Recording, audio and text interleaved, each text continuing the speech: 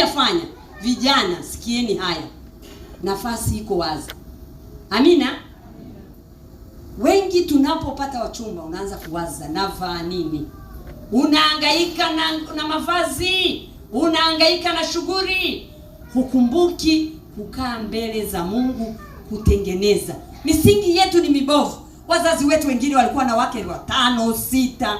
Rose hata aliye na mmoja. Mimi babangu alishawahi kuniambia, tumsifu Yesu Kristo. Mimi babangu alikuwa na mke zaidi ya mmoja. Alikuwa anatufundisha mambo mengi mazuri, msifanye hivi, msifanye hivi, msifanye. Basi siku moja tukamuuliza, baba, unatufundisha mambo mengi mazuri ya Mungu, lakini baba, mbona ulioa mke zaidi ya mmoja? Alijitetea naye, alitafuta mstari.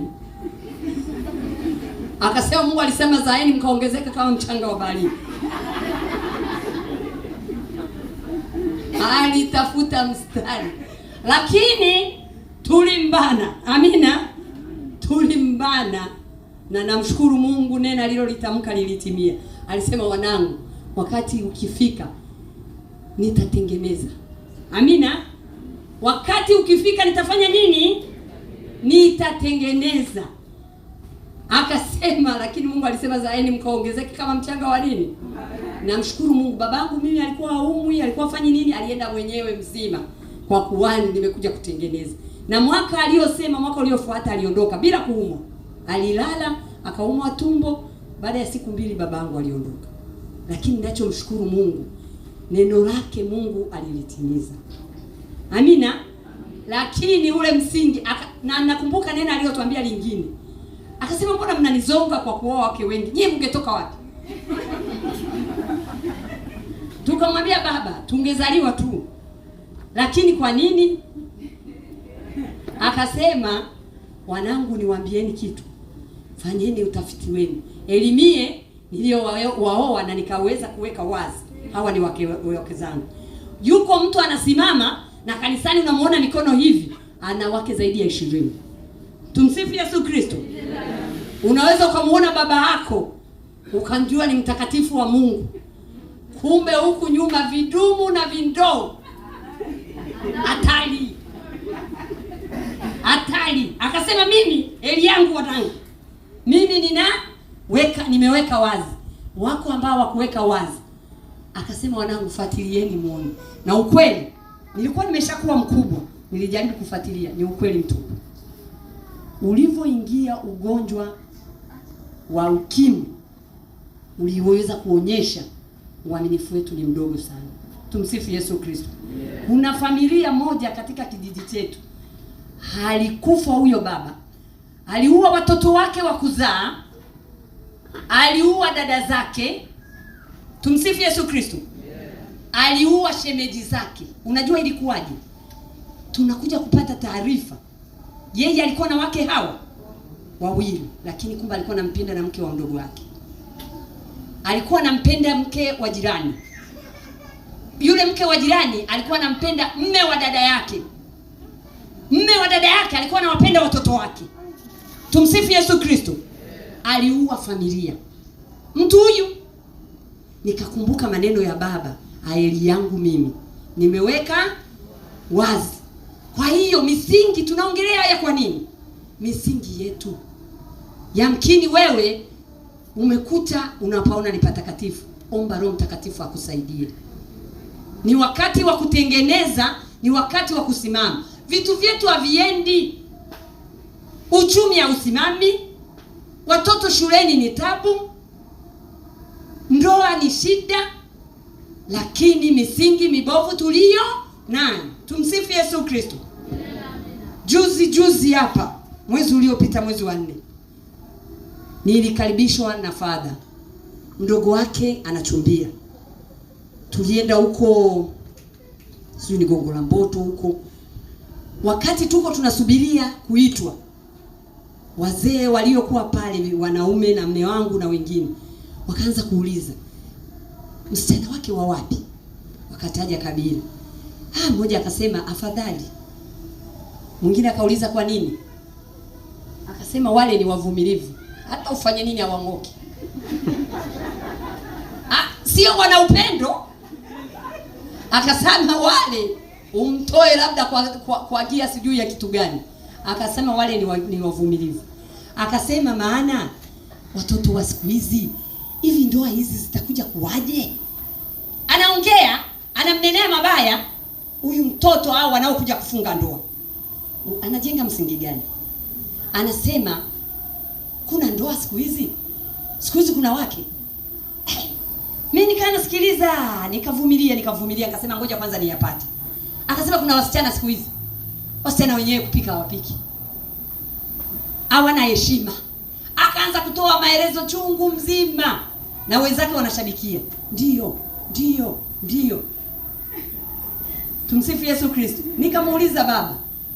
Nikamwambia samani, kwani wewe una watoto? Akaniambia nina watoto. Nikamwambia wewe wako umewaleaje? Akasema wote si wale tu. Tumsifu Yesu Kristo. Kumbe ameyaona hata kwa hajatengeneza. Nikamwambia baba, si kweli. Nikamwambia ziko familia zitakazosimama. Nikamwambia huruma ya Mungu haina mipaka. Nikamwambia yamkini hata sisi tupo kwenye ndoa, tumesimama kwenye ndoa, tumesimama kwenye familia kwa ajili ya huruma ya Mungu. Hata hawa huruma ya Mungu itafanya nini? Itawagusa. Nikamwambia usiwanenee hivyo. Wala usimwambie kwa sababu hii kabila lake ni mvumilivu. Akasema hata uwafanyie nini? Hata uishiwe. Akasema kuna wengine ndoa zao wanafuata pesa. Tumsifu Yesu Kristo. Ukiishiwa na ndoa kuisha.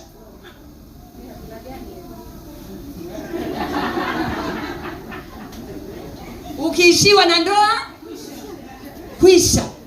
Tunahitaji kutengeneza. Tunahitaji kujenga upya. Mungu wetu ni mwaminifu. Mungu wetu ni Mungu anayeokoa. Sisi tumepata neema ya kulisikia neno la Mungu. Tumechoka kuishi kwenye vilio. Tumechoka kuishi kwenye ule uvumilivu. Hivi hamjawahi kwenda kwenye familia unamkuta mama yupo? Vipi mama, unaendeleaje? Uvumilivu tu. Sio kuvumilia kule kwa upendo. Anavumilia akiondoka vitoto vyake vitakuwa omba. Uvumilivu wa aibu, fedhea, hakuna upendo pale. Pale hakuna familia. Hakuna upendo. Anasema baba mwenyewe hata kuongea tuongei, anakueleza vitu chungu mzima. Yaani kuna mambo huko ngwara zinapigwa. Tumsifu Yesu Kristo. Mungu atusaidie. Naomba msomaji utusomee Zaburi ya 87 mstari wa kwanza.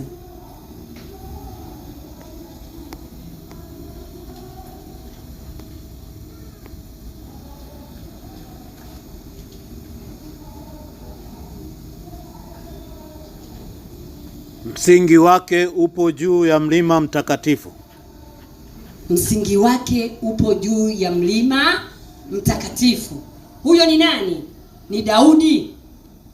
Anajenga msingi wa imani. Anajenga msingi. Anasema uko juu ya mlima nini? Mtakatifu. We msingi wa familia yako uko wapi? Ushajiuliza msingi wake uko wapi? Au tunawayawaya tu?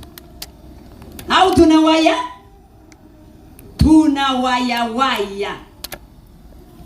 Mungu atusaidie. Amina. Hapo tumeweza kuelezea familia ambazo zimeanza na msingi mbovu. Lakini kuna swali. Je, misingi inaweza kuharibika? Misingi inaweza kufanya nini? Tusomee Zaburi ya 11 mstari wa 3.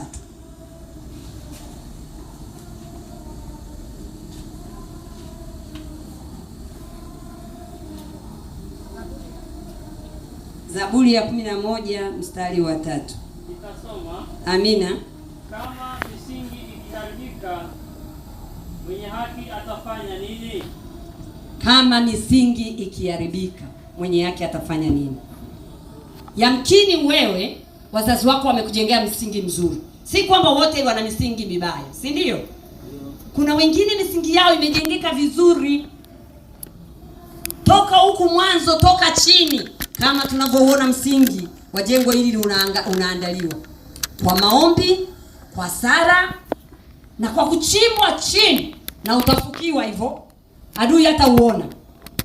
Utafanya nini? Utafukiwa. Ndio utajiuliza matofali kibao, mawe kibao, zege nono na vinafukiwa chini. Wewe wako msingi umefukiwa wapi? Jiulize, msingi wako umefukiwa wapi? Tumsifu Yesu Kristo. Amen. Ulishawahi kutafakari hilo? Lakini je, msingi ukiharibika? Wapo ambao Mungu aliwapa neema wakaanza na msingi mzuri. Si wote wameanza na misingi mibovu. Lakini tunachomshukuru Mungu, inaweza kutengenezeka. Kwa Mungu yanaweza kujengeka upya na ukawa imara. Ndio maana hili somo limekuja ili tuweze kujenga misingi ya familia zetu na tuweze kusimama imara, na familia zetu zikamtukuze Mungu, na tuweze kuishi kwenye familia za upendo na amani. Hakuna kitu kigumu kuishi kwenye familia isiyo na upendo.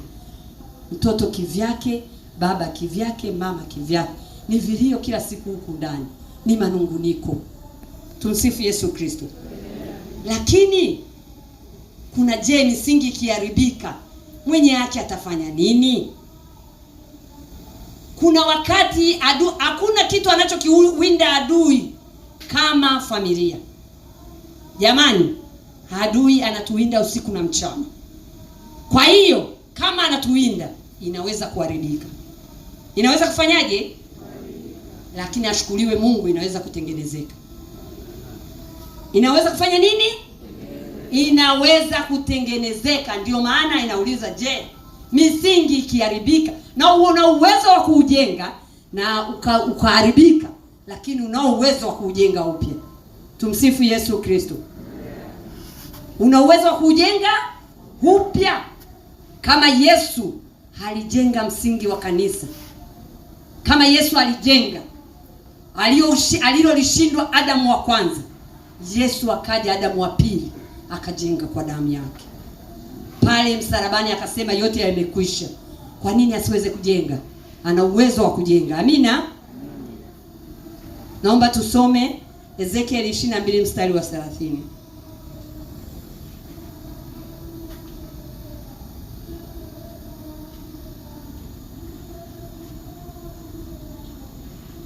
Neno la Mungu linasema, nami nikatafuta mtu miongoni mwao atakayelitengeneza boma na kusimama mbele zangu mahali palipobomoka kwa ajili ya nchi, nisije nikaharibu, lakini sikuona mtu. Nami nikatafuta nini? Mungu anakutafuta wewe leo ukatengeneze